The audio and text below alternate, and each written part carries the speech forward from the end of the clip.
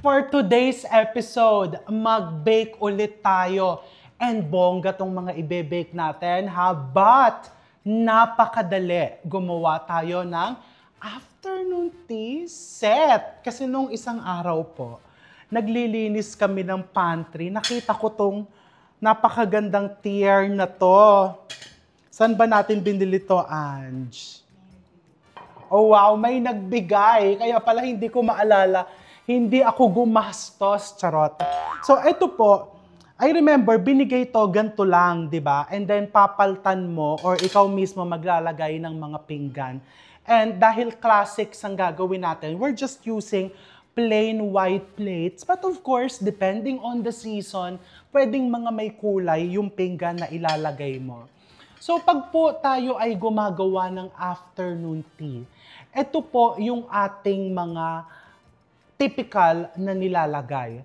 Meron tayong matamis, meron tayong savory, and yung classic, meron dapat scones with clotted cream and jam. And for the sweet, may recipe video po tayo ng brownies, pero pabobonggahin po natin yan by putting pistachio topping. So, isearch mo na yung brownie recipe ko.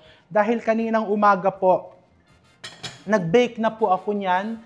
Eto na po siya. Lalagyan na lang natin yan ng pistachio paste mamaya. And we're going to put assorted berries para colorful ang ating afternoon tea setup.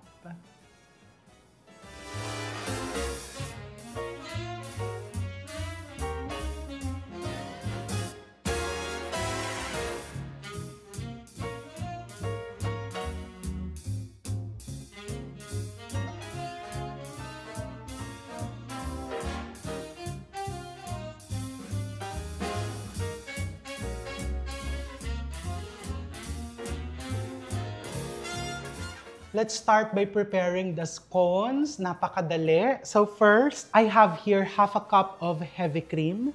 And then into that, I'm going to put also half a cup of fresh milk. And 2 tablespoons of apple cider vinegar. You can use just white vinegar. So we just leave this here. Makikita mo, lalapot yan. And now let's prepare our dry ingredients. I have here all-purpose flour. Isi-sift ko lang yan. 2 tablespoons of white sugar. Baking powder to give it that nice rise.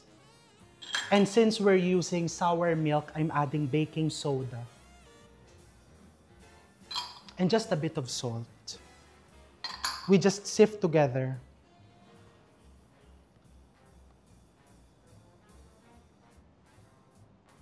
So for my sifter, if I'm going to use it the following day, and hindi naman siya nabasa, what I do is I just tap it once or twice. Teka, tinatawag na ako nung isa kong nakasalang. O, di ba? Abala. I just tap it once or twice, and then sinasabit ko siya ulit para konti ang hugasan. And then I have here 120 grams of unsalted butter na malamig, and then kinat lang into chunks. What I'm going to do is, I have here a small food processor. Half of my dry ingredients ilalagay ko sa food processor. Half or just 1/3. And then I'm going to put the butter. It's important na malamig yung butter natin. And then, ika-cut lang natin. Just cut it. Para lang yung butter is madurog ng konti together with the flour, dry ingredients. That's it. If you don't have a food processor, you can use 2 pieces of fork and then iganon-ganon mo lang. Or yung pastry blender, yung pastry cutter. Pwede rin yun. Potato masher, pwede rin. Okay, and then, ibuhos mo na dyan. Okay, so now, ito na yung ating dry ingredients with the butter. I'm just going to mix it briefly. You don't want to melt the butter. So, kailangan, if you're using your hand, medyo mabilis-bilis lang yung pagkahalo mo. And then I'm going to pour in the sour milk. Look, oh, lumapot talaga siya. You just mix this, ayan, dahan-dahan lang. It's going to be like a dough, pero medyo malagkit-lagkit. Alright, so yan, okay na yan. And meron ako ditong bowl with some flour para lang malinis ko ng maayos yung spatula.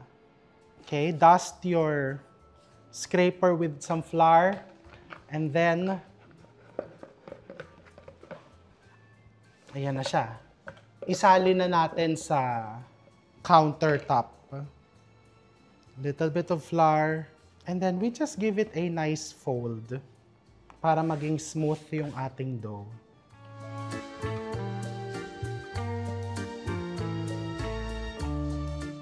Okay? So you just want it to become a solid dough without over-mixing it. Kasi ayan o, lumalagkit na siya, kaya inaalalayan ko ng harina.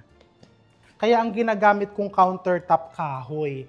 Pero kung wala ka namang kahoy na countertop, walang problema. Basta maganda, hindi masyadong mainit kapag gagawa ka nito. So this is ready. You see, less work, gusto mo lang na maging solid dough siya.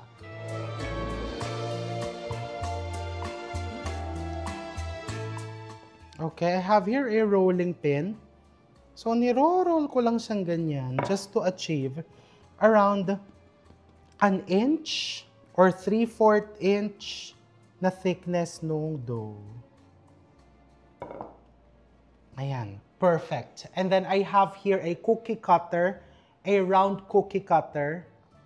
Ikakat ko lang yan. You have to dip your cookie cutter in flour first.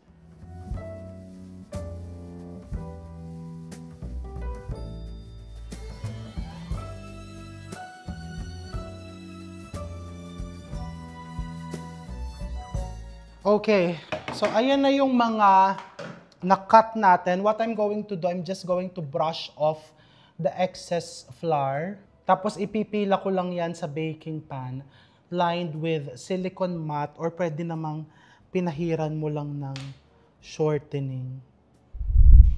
And then what to do here, dito sa natira.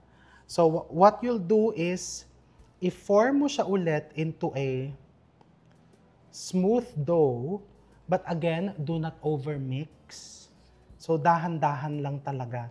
Kasi pag na-overmix, yung scones, tumitigas. You want it na parang flaky, soft, without being too crumbly. Okay, so ifo-form mo lang yan na ganyan, and then, nililinis ko lang to. Ikakat lang natin siya into 4. But before I do that, ilalagay ko na siya dito sa aking baking pan. Just cut it like that.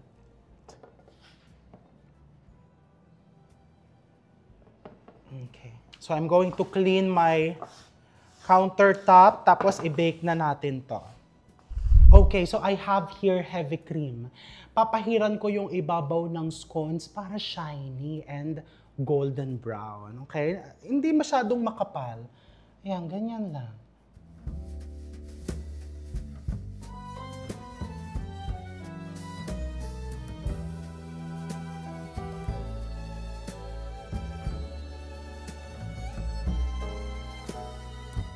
And now I'm ready to bake this in a preheated 450 degrees Fahrenheit oven for around 12 to 15 minutes.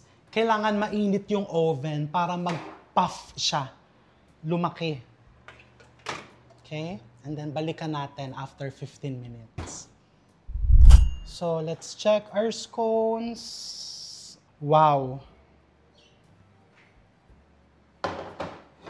Itong nasa taas, dahil mas malalaki, I'll give it 2 more minutes.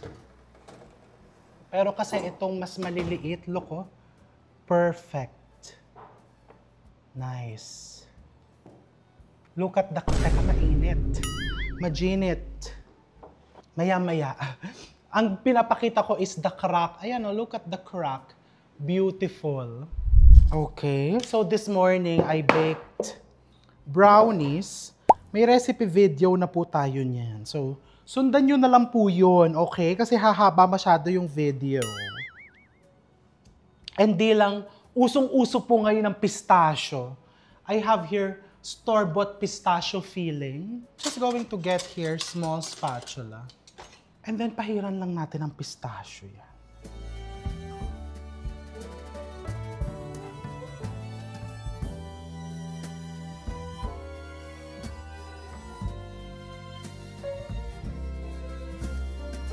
And then let's just drizzle it with chopped pistachios.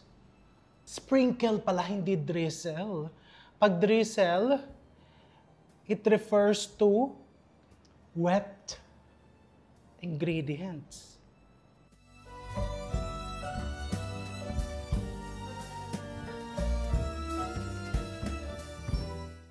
Okay, so to get very clean cuts, I just have here blowtorch.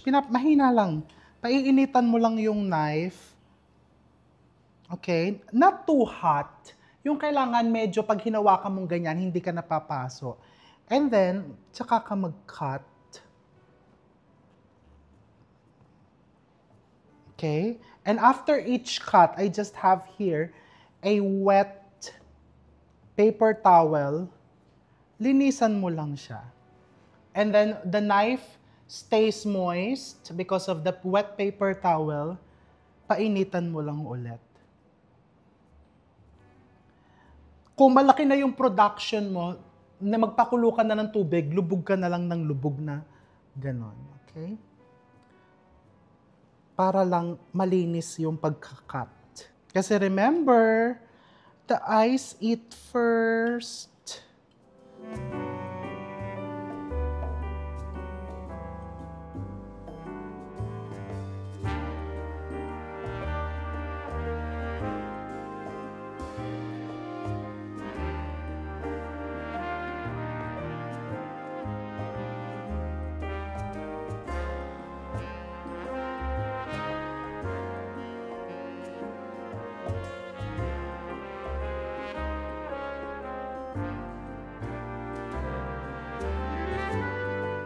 So before I forget, you want to brush your strawberry kasi in-slice mo siya with corn syrup or fruit glaze. Strawberry jam, pwede na. Kung wala ka talagang kahit na honey, pwede na rin. Kasi na-slice na natin siya. So maya-maya, mapapansin mo, natutuyot na yan. So ito, aside from giving it that nice gloss, kahit na mga abuti ng dinner yung afternoon tea mo, maski pa paano, fresh pa din siyang tignan.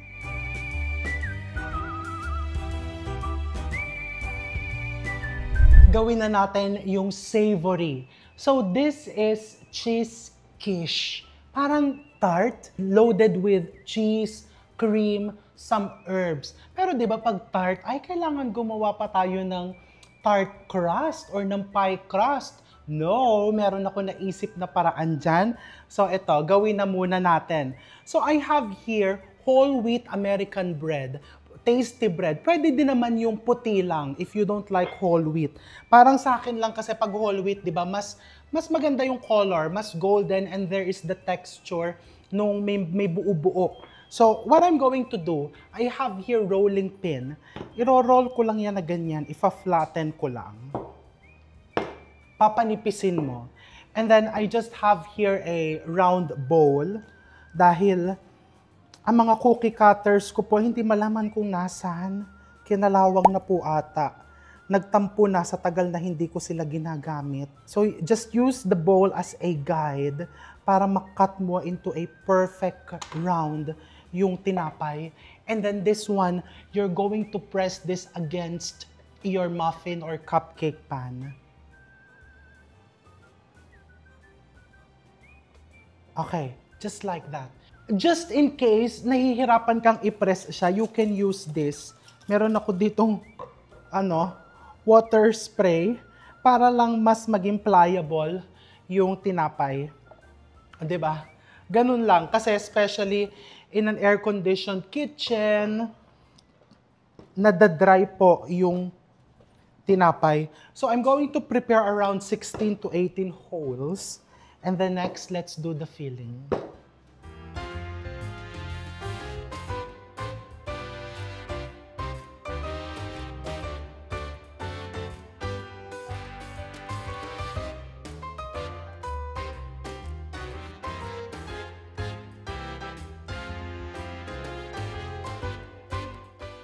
Ayan! So, ready na ang ating crust. Now, let's prepare the filling. Super dali. So, I have here 4 eggs into the bowl.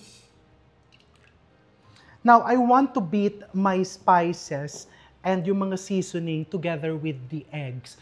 I have here a tablespoon of garlic granules, thyme, black peppercorns na coarse, para yun na-feel mo, parang lasang social, and then just a bit of salt to bind all the flavors together. So, sprinkle mo lang dyan. And then I also have here half a cup of grated queso de bola cheese. You can also use Parmesan kung anong meron ka. So, i-beat lang natin.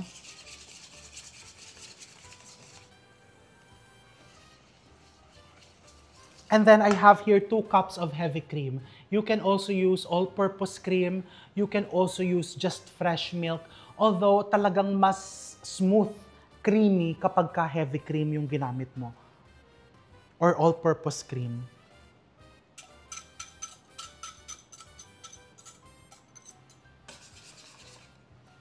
Okay. So this is my batter. And this is what I'm going to do. I have here mga 18 holes na nilagyan natin ng ating bread. I'm just going to put cheese, around a tablespoon or 2 of grated cheese. I'm just using Eden cheese. The reason why we're doing this, parang dun sa concept namin sa bibingka, para pantay-pantay. Because if you mix it with the batter, medyo either lulutang yung keso or pupunta sa ilalim. So what happens is, may mga parts ka na mas madaming cheese, merong mas konti. So doing this, sigurado kang pantay-pantay. So if you want to put other fillings such as mushrooms, fresh vegetables, pwede mo din lagyan.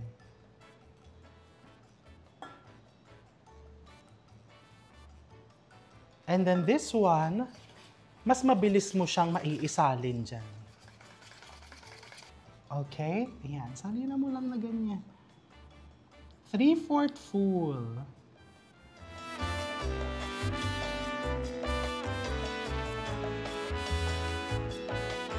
Ayan. So, nakagawa tayo ng total of 19 pieces. Diba? May isa pa. Nagpahabol pa ako ng isa.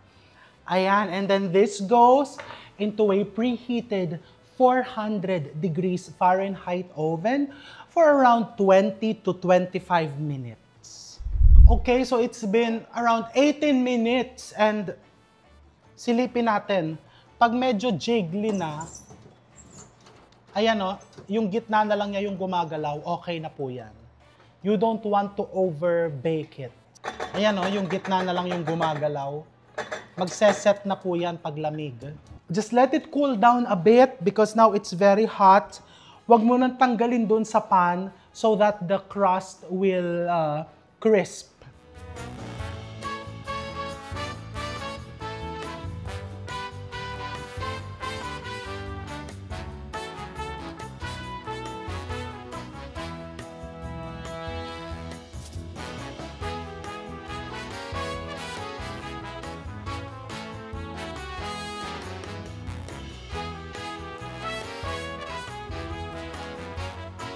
Kahit na napakadali lang gawin, di ba? I'll give it one last finishing. I'll put a drizzle of olive oil. Drizzle lang natin. See? And then, this is totally optional. Although, lately, na-enjoy namin ang maglagay ng honey sa pizza. Di ba? Para bang the sweetness of the honey enhances the creaminess of the cheese. So, this is totally optional. Pwede kang drizzle ng konting honey. Only if you want. Pwede na din namang on the side ito. Okay, so what I'm going to do, lahat po ng ating pang-afternoon tea, ilalagay ko dito sa ating rack. Diba? Baker na baker ang ating peg for today's episode. Ito yung ating mga scones. Ito ay pambahay na po ito, pangkain na namin, hindi na po isasama sa afternoon tea. Ayan, di ba? O, pag ready na lahat yan, pwede ka nang mag-set up. Ay, yung ating clotted cream, Ange. Get siyang the clotted cream and strawberry jam. And meron din tayong ube jam, no? So, ito, meron nagbigay ng strawberry jam from Baguio. Binigay kay Dayan. So, gawin nating strawberry jam from Baguio, ube jam from Baguio, and clotted cream. So this is the clotted cream. May nabibiling clotted cream from specialty stores, pero medyo expensive.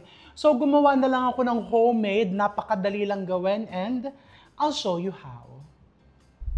Let's make our homemade clotted cream. So I have here 1 liter of heavy cream or whipping cream. Ilalagay ko lang po yan sa kaserola. So turn on the heat, put it at medium, and then pakukuluin natin ito. Pagka kumulo, let's add in 60 grams of unsalted butter. Pakukuluin mo lang yan, ayan, just let it simmer with constant stirring for around 20 to 40 minutes or until mag-reduce siya. Gusto natin halos mga lahati yung mixture. Pag nangalahati na siya, what we'll do, we will transfer it in a shallow pan, let it cool, and then refrigerate it for at least 2 hours. And there you have it, your homemade easy clotted cream. Okay, so itong clotted cream na to, ayan, di ba, ang dali lang gawin.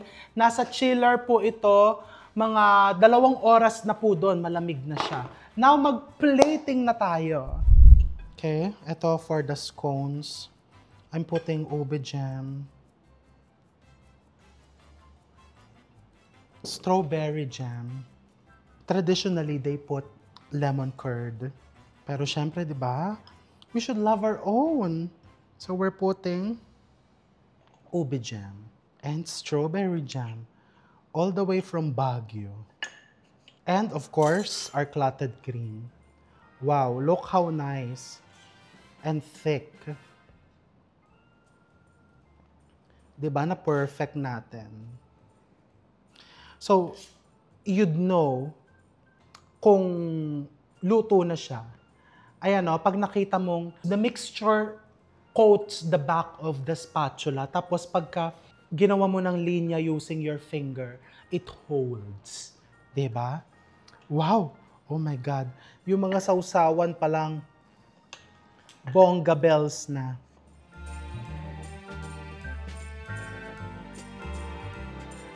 For this one, you can enhance this as well as the scones by dusting it with powdered sugar. Ganyan lang, just a quick dust.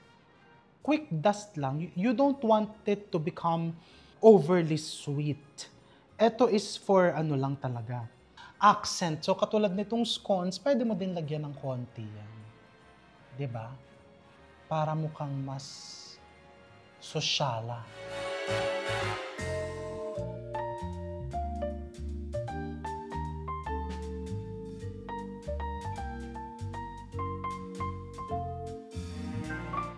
Diba? Kasi pampamilya na yan eh. Kung ilan ang bisita mo, this could feed 8. Whew, isn't it bongga? Diba? O gagawa pa po ako ng isa pang ganito para talagang yung pampamilya magiging pambarangay. Okay? Isa pa po. Dahil for today's video, sinisipag po tayo kahit kagabi pa po ang aking allergy. Kaya po, nangungungo po ako ha. Alam ko kasi may magko-comment, ba't iba boses niya ngayon? Ba't parang iba yung mga mata niya? Diba? Ayan, mag-afternoon tea na tayo, Diyos ko. Diba? Inabot na po kami ng parang uulan. Ano pa lang po ngayon, wala pang alas 5 ng hapon para talagang afternoon tea. Original plan, dapat doon kami sa labas. Kaso, di ba, blessing yan. Pagka ganyan, ibig sabihin, i-bless tayo ni Lord. So, let's get scones. Ito munang savory. Papakita ko sa inyo yung loob. Hihiwain ko. Okay, look how beautiful. Akalain mo bang, ano yan? Yung store-bought na American bread. Diba? Oh, ang smooth ng loob.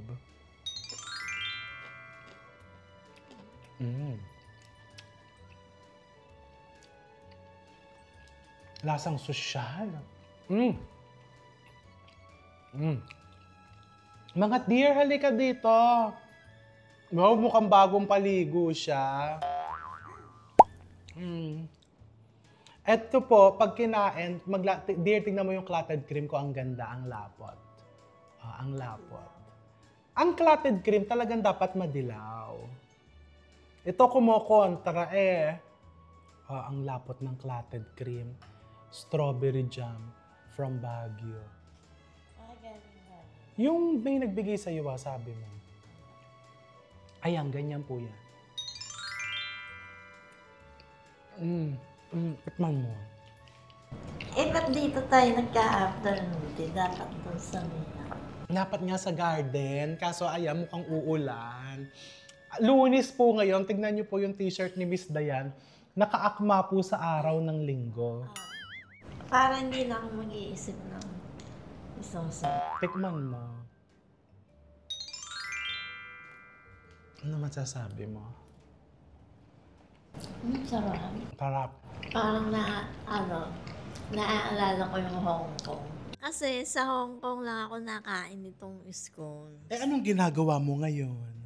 Kumakain ka ng scones. Kaya nga, kalasa nga nito yung sa Hong Kong. Kaya Yes. naalala ko tuloy yung Hong Kong. Kasi the best scones that we've tried is not in the UK, di ba?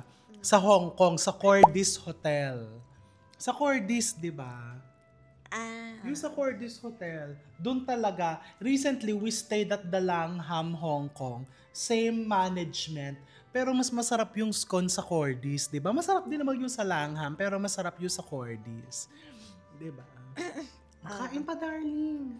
Ito po, gusto ko siyang tikman, mukhang masarap, pero kasi, di ba nga yung parang kagabi, parang ina-allergy ako. So feeling ko, pag kumakain ako ng matamis, mas lalong mangangati yung lalamunan. Kaya nga, lahat tayo naaalala sa panahon niya. Sa panahon. Kain pa. Ayun, tea. Tio, ito. Wala walang tasa. Kumuha ka ng tasa mo. Ang dami-daming taso doon. Wala nga mag-aabot, may hawak na ilaw. Tasa doon sa bahay na magaganda. Hoy! Excuse me, ibig mo sabihin hindi maganda yung tasa ko. Wedgwood yan, Wedgwood. Made in England. Ano ka? Anong tatak yun? Royal Albert. Yun ang gusto ko. Dear, mas mahal, ewan ko, correct me if I'm wrong mas mahal ang Wedgwood kaysa sa Royal Albert. Ayan, tapusin na po namin tong video. Dahil, iinom na ako ng anti-allergy ko, charot. So, ayan, you can easily prepare afternoon tea. Hindi mo kailangan magpakapagod.